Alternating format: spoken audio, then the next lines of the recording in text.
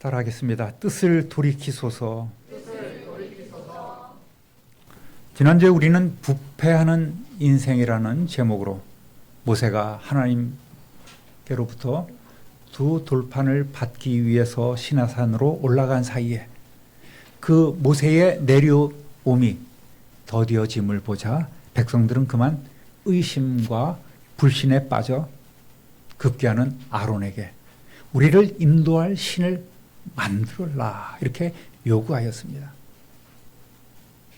그럴 수 없다고 버텼으면 참 좋겠는데 아론은 거기에 타협을 하고 말았습니다. 금송아지를 만들어서 백성들에게 내어주었고 백성들은 그 앞에서 예배하며 축제를 벌이는 광란의 현장으로 만들어 버렸습니다. 그런 과정들을 우리는 차근차근 살펴보았죠. 이미 백성들에게 십계명이 선포되었습니다. 하나님께서 시내산에서 백성들에게 직접 이 십계명을 들려주셨습니다. 우상 숭배 금지 명령이 내려졌습니다. 또 백성들은 하나님의 율법을 지키겠다고 두 번씩이나 거듭 맹세한 상태입니다. 또 모세가 지금 시내산으로 올라갔는데 그 시내산 정상에는 여전히 하나님의 영광, 하나님의 임재의 증거가 보여지고 있습니다. 그런데 한쪽에서는 모세와 같이 40일 동안 그 노인이 금식하며 생명을 걸고 하나님의 말씀을 받고 있는데 한쪽에서는 아론과 같은 지도자가 의심 많은 불신자들, 백성들과 함께 부패해버린 사건이 일어나 버린 겁니다. 절대 일어나서는 안 될 일이었습니다. 가끔 사람의 마음도 그렇지 않을까 싶습니다. 한쪽으로는 하나님을 믿습니다 하면서도 한쪽으로는 끊임없는 의심과 불신으로 세상과 짝하며 타협하는 일들이 적지 않다는 말입니다. 우리의 삶은 어떻습니까? 여러분의 삶은 어떻습니까? 늘 하나님 말씀 붙잡고 그렇게 살아가고 있습니까? 아니면은 이거는 내가 해도 되겠다. 전혀 하나님과 상의 없이 일을 저지르는 때도 많고 이런 것까지 하나님께 그런 의심으로 살아가는 이들이 참으로 많다는 것이요. 특별히 하나님께서는 10계명 가운데 제일 중요한 1부터 3계명까지를 범함으로 당신의 진노를 일으킨 이스라엘 백성의 타락을 부패하였다라고 이렇게 표현하셨습니다. 부패란 말은 타락이란 말도 당연히 있죠. 그 안에 보면 사악하게 행동하다, 망하다라는 뜻을 가지고 있는데 계약 당사자인 이스라엘 백성이 범죄함으로 하나님과의 그 계약을, 언약을 파기하였고 그 결과 이들은 망하게 되었다는 말입니다. 부패하였다. 쟤들 썩었어. 썩은 건 어떻게 해야 돼? 도려내야지. 끊어내야지. 라는 그런 하나님의 의도가 담긴 말이 부패하였다라는 말입니다. 따라합니다. 언약은 책임이 따릅니다. 계약을 하면 그 계약 당사자들끼리의 책임이 존재하지 않습니까? 그 계약을 어길 경우에는 이렇게 한다. 이렇게 벌금을 낸다. 벌칙금을 낸다. 이런 계약이 바로 당사자들과의 그 변치 않는 조건입니다. 하나님은 당신의 변함없는 사랑과 열심으로 이스라엘 백성을 이 시내산까지 불러내셨고 오래전 그들의 조상 아브라함과 맺은 그 언약을 이제는 갱신해서 개인과의 언약이 아닌 하나님 백성과의 첫 언약식을 준비하신 후에 당신의 영광을 나타내시며 정말 엄정한 거룩한 협정을 체결하셨습니다. 모세는 하나님 앞에서 하나님의 모든 말씀을 듣고 또 익히며 당시 문서로 많이 쓰였던 식물성 종이인 파피루스에 한자 한자 정성껏 기록했고 이 말씀을 백성들에게 반포하고 백성들은 그것을 준행하겠다고 서약합니다. 그리고 이어서 12 제단을 쌓고 12기둥을 세우고 번제와 화목제를 드리면서 다시 언약서를 낭독하고 백성들은 예, 저희들이 준행하겠습니다. 거듭거듭 맹세했습니다. 모세는 희생제물로 바친 그 소의 피를 제단과 백성들에게 뿌립니다. 이것은 언약의 피라고 말씀하셨습니다. 언약을 지키지 않을 경우에 이렇게 희생제물처럼 죽음으로써 책임을 지겠다는 굳은 의지를 표현한 겁니다. 그런데 그렇게 피로 맺어진 언약이 그만 깨지고 말았습니다. 언약의 기쁨과 기대가 채 가시기도 전에 백성이 먼저 우상 숭배함으로 배신하였고 하나님과의 그 언약 계약을 파기해버렸으니 하나님께서는 더 이상 그 계약을 지키실 이유는 없습니다. 요즘 표현대로 그 언약서의 잉크가 채 마르기도 전에라는 그런 표현이 적합하지 않을까라는 생각을 해봅니다. 언약의 피를 통한 협정, 이 언약 체결식도 하나님의 말씀 선포도 백성들의 맹세도 다 헛된 일이 되고 말았습니다. 인간의 죄는 하나님과의 언약을 파기하였고 하나님은 그 배신감에 단단히 화가 나셨습니다. 10절 읽어보겠습니다. 그런즉 내가 하는 대로 두라. 내가 그들에게 진노하여 그들을 진멸하고 너를 큰 나라가 되게 하리라. 무슨 말씀입니까? 모세야, 나 말리지 마. 나 열받았어. 너희를 통해 이루려던 내 계획을 모두 철회하고 고집불통인 저놈들을 내가 진멸해버리고 대신 너를 큰 나라가 되게 해줄게. 이렇게 말씀하십니다. 공의로우신 하나님의 계명과 법도를 잘 지키면 복을 받고 죄를 지으면 망할 일밖에 없는 거죠. 이스라엘 백성이 몰라서 죄를 졌습니까? 아닙니다. 하나님의 말씀을 준행하겠다고 계속해서 다짐하고 또 다짐했습니다. 시내산 꼭대기에는 여전히 하나님의 영광이 나타나고 있습니다.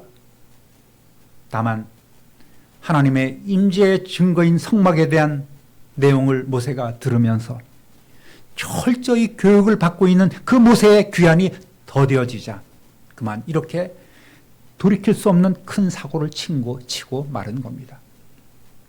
사탄은 늘 이 빈틈을 노리고 있습니다. 그만큼 인간은 초심을 잃어버리고 너무나 쉽게 부패해버리는 거예요. 이스라엘 백성은 이제 그 책임을 져야 합니다. 따라합니다. 하나님의 뜻을 아는 간구.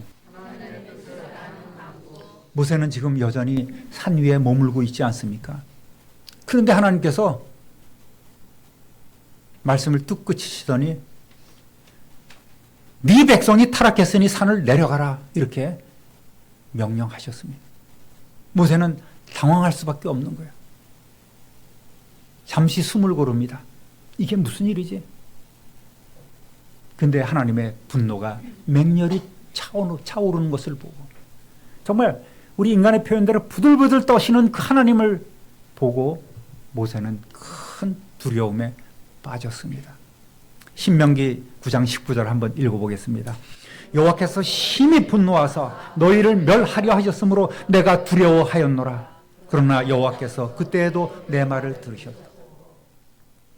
하나님의 그 분노에 찬 말씀을 듣자 모세는 심한 두려움에 빠졌던 겁니다.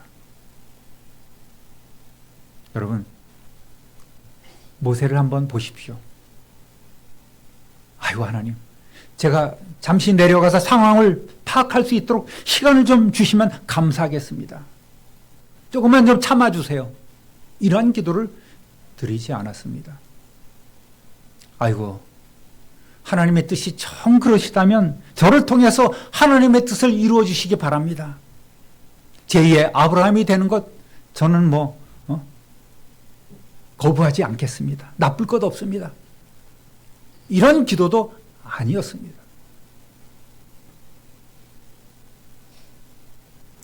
모세는 무조건 납작 엎드려서 하나님의 긍휼을 구하는 기도를 드리는 거예요.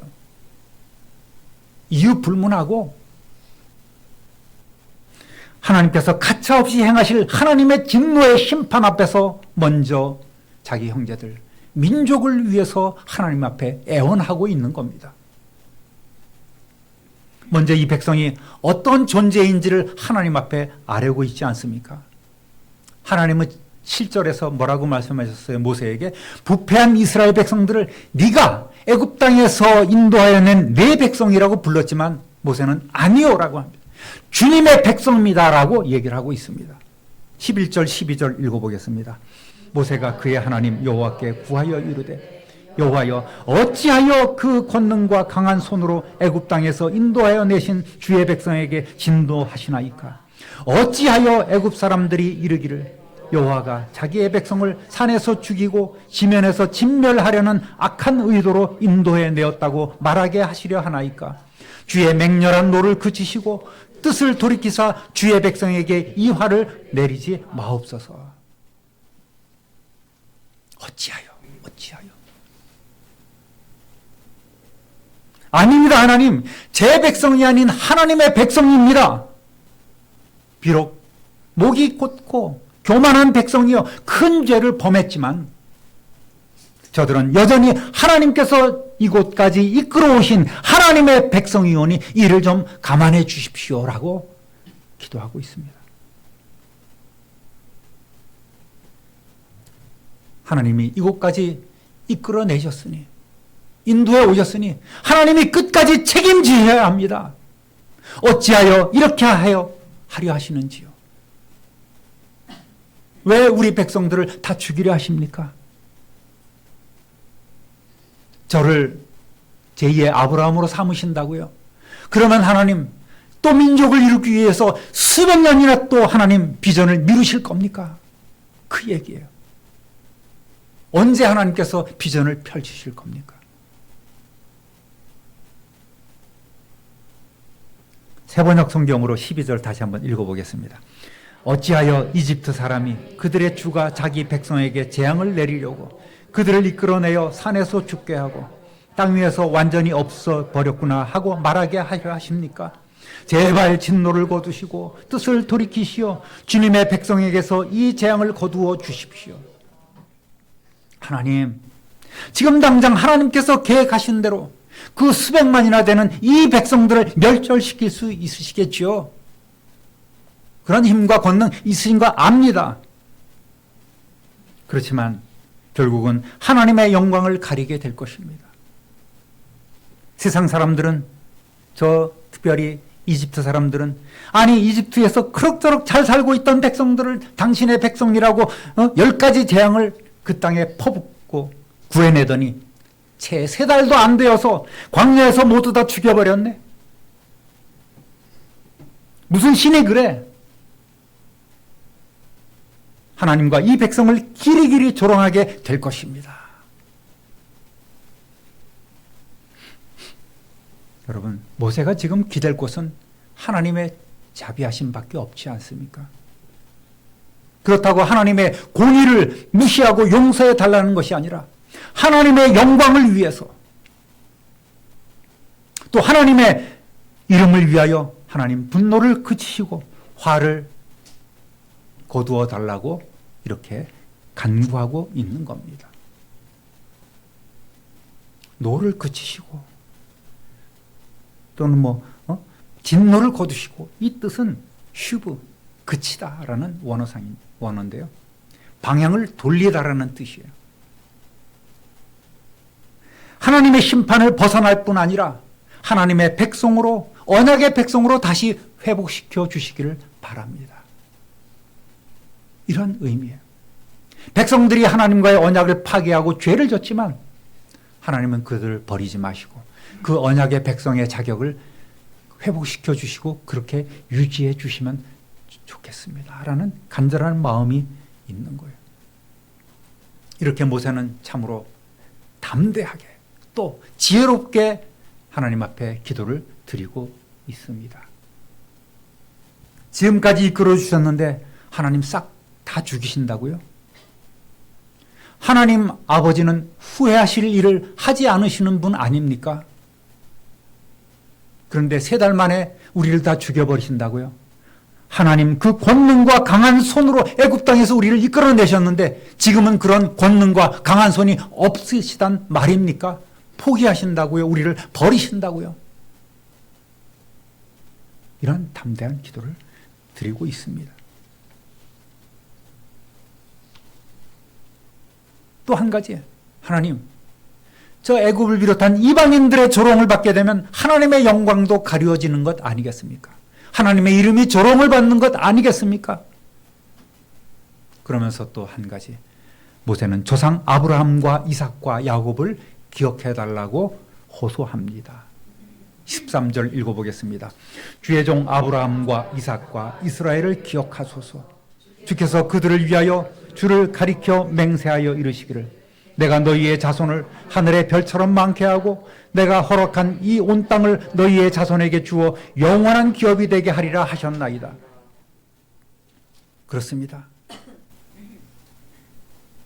하나님께서는 조상들 개인에게 하신 그 언약을 이루시기 위해 이스라엘 백성을 이루게 하시고 애굽에서 이 광야로 불러내신 것 아니겠습니까? 그러니까 이 사실을 갖고 모세는 하나님 앞에 기도하는 거예요. 그러니 하나님 더더욱 이 백성을 용서해 주셔야 합니다. 만약 우리 모두를 진멸하신다면 우리 조상들과 맺으신 하나님의 언약을 하나님께서 스스로 깨뜨리시는 것 아닙니까?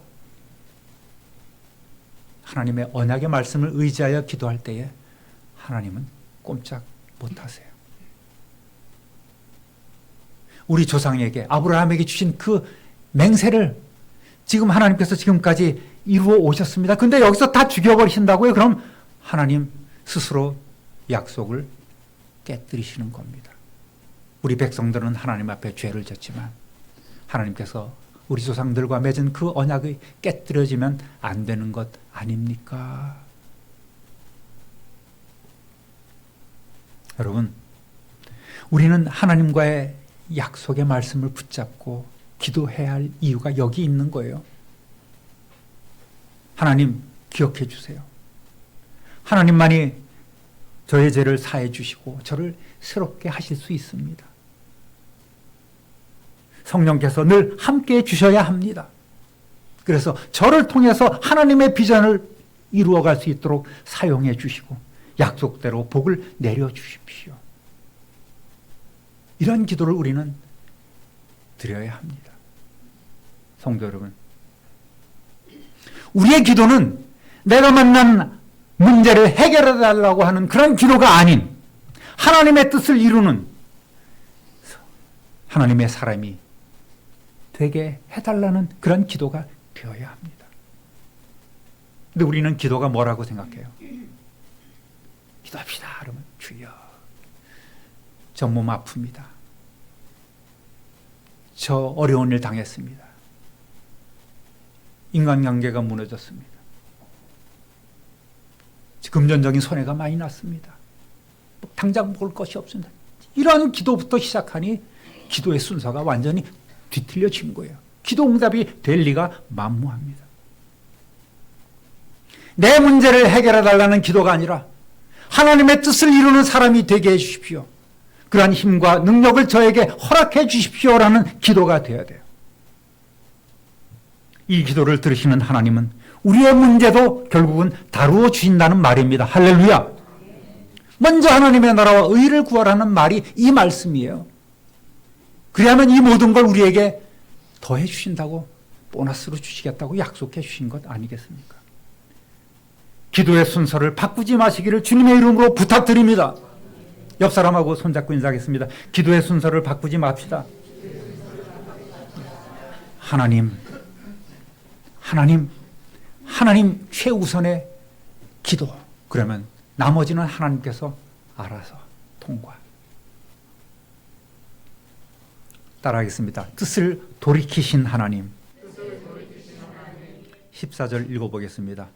여호와께서 뜻을 돌이키사 말씀하신 화를 그 백성에게 내리지 아니하시니라. 할렐루야. 뜻을 돌이키셨어요. 모세는 기도할 때에 하나님의 공의라면 지금 이스라엘 백성들은 다 죽어가야 돼요. 다 멸망해야 됩니다. 그런데 그 공의의 반대편에 있는 또 하나의 하나님의 속성인 그 사랑을 붙잡고 그 사랑에 의지해서 하나님 진노를 그쳐 주십시오. 뜻을 돌이키사 화를 풀어주시기 바랍니다. 그렇게 간구했을 때에 하나님께서는 못 이기는 척 진노를 거두십니다. 모세가 간구해서 하나님께서 진노를 거두신 것도 있지만 저는 그렇게 생각해요. 하나님께서는 모세의 이와 같은 기도를 기대하셨고 기다리셨고 즉시 응답하신 줄로 믿습니다. 할렐루야. 하나님이 설마 이스라엘 백성을 다 죽이려 하셨겠습니까? 저는 그런 생각이 드는 거예요. 말씀을 보면서 참 오래 참으시는 하나님, 그런 하나님의 사랑에 다시 한번 감탄을 할 수밖에 없었습니다. 이스라엘 백성의 진멸이 하나님의 진짜 뜻이 아니었을 것이란 확신이 드는 겁니다. 그래서 모세의 기도를 기다리셨다가 모세의 기도가 끝나자마자 얼른 그냥 하나님께서 뜻을 돌이키셨습니다. 타락하고 부패하고 분노를 일으키고 대책이 없는 그런 목이 뻣뻣한 백성일지라도 당신의 백성이에요. 하나님의 백성이란 말입니다. 신명기 28장 15절 읽어보겠습니다. 네가 만일 네 하나님 여호와의 말씀을 순종하지 아니하여 내가 오늘 네게 명령하는 그의 모든 명령과 규례를 지켜 행하지 아니하면 이 모든 저주가 네게 임하여 네게 이를 것이니. 아멘.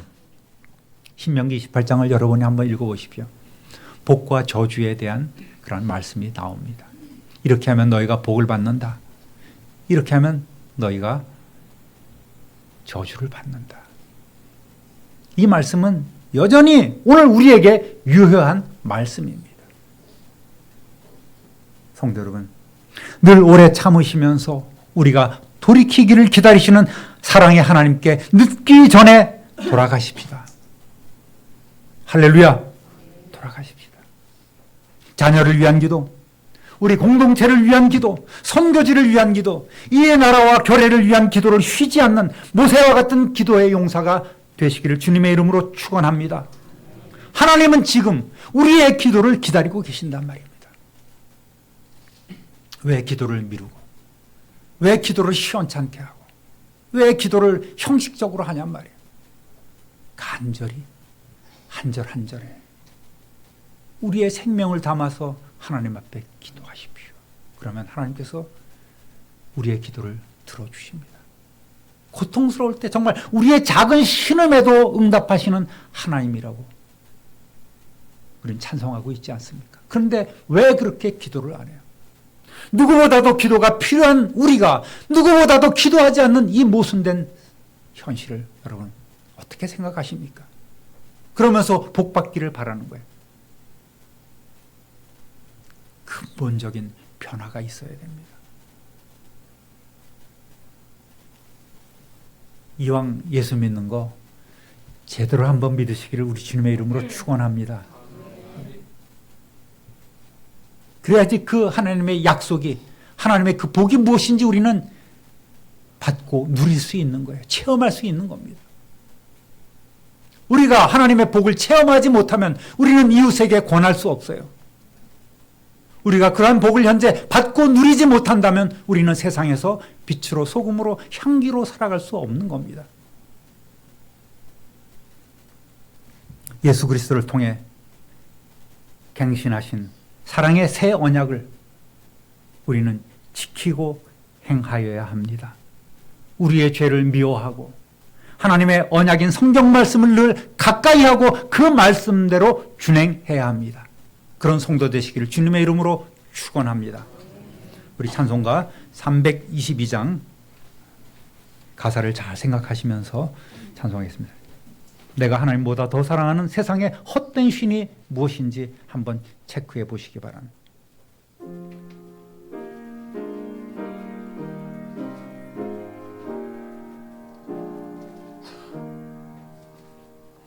세상에 헛된 신을 버리고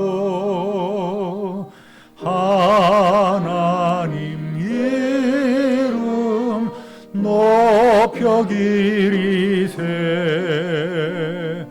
온 천하 백성 모두 나와서 다 같이 하나님만 섬기세. 세상에 헛된 우상 버리고 인간의 모든 부귀영화와 거짓과 불의 모두 버리고 온전히 하나님만 섬기세. 주님의 백성 서로 헤아려 시기와 미움 아주 버리고 하나님만을 홀로 섬기는 천국을 어서 이루어주소서.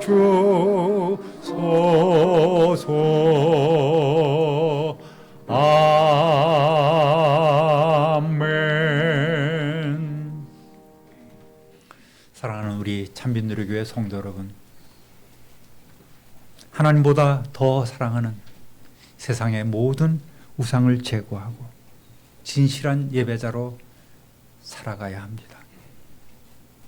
순간순간 여러분에게 말씀하시고 감동하시는 그 성령님의 임재와 충만한 역사 가운데 날마다 새롭게 되는 그러한 새 언약의 삶을 살며 누리시는 저와 여러분 되시기를 우리 구주 예수 그리스도의 이름으로 축원합니다. 축원합니다. 축원합니다. 존귀하신 하나님 아버지, 이스라엘 백성의 그 패역한 모습을 하나님께서는 진노하시고 그들을 모두 다 진멸하시겠다고 말씀하셨을 때에 모세는 하나님 앞에 엎드려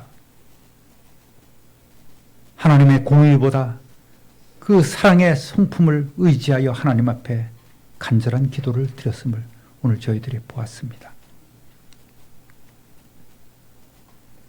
약속을 파기했고 그 결과 망하게 된 이스라엘 백성을 버리지 말아달라고, 그것은 하나님께도 영광이 되지 않고